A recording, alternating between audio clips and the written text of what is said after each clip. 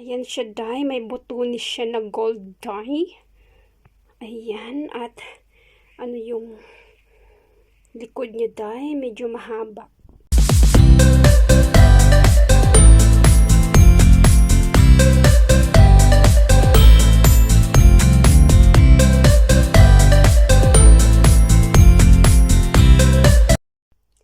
Hello mga dye, mga dong. Ang video natin for today ay ang blouse ni Catherine Bernardo. Ayan siya, dye. So, ito yung kamay niya. Malapad yung ano niya dito. At ang kanyang print ay parang ano siya. Ganyan, oh. Parang kadi-kadi na ba yan, dye?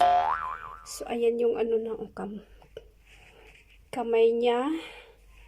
Para siyang long sleeve, dye. Or long sleeve talaga siya, dye. Char! Basta, mahaba yung kamay niya at ganyan yung botones niya, dye, gold. Isa lang. Ayan. Both sides siya, dye. Ayan. Ganyan may ano siya, oh. Parang may ganyan. Yan ang harap niya, dye. At wala siyang botones, may pagka-V lang siya dito. Parang Chinese collar ang kanyang style. Ayan, wala siyang botones, dye. Open lang siya. Ayan. At silk siya, dye. Malamig siya sa ano,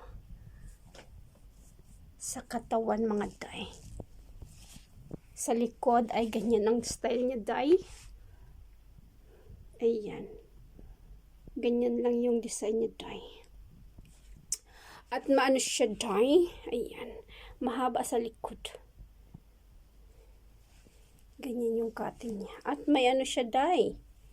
May ano, slit-slit siya sa ano, sa gilid. Both side, dye. Ayan. Ang kanyang blouse.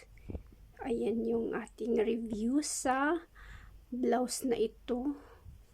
Ano siya?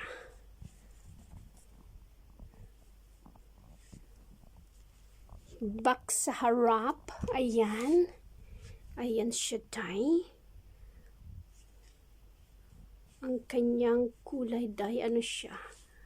Parang dirty white or cream or cappuccino. Di masyadong white, dye. May ano siya, may pagka ano siya, cappuccino yung ano niya.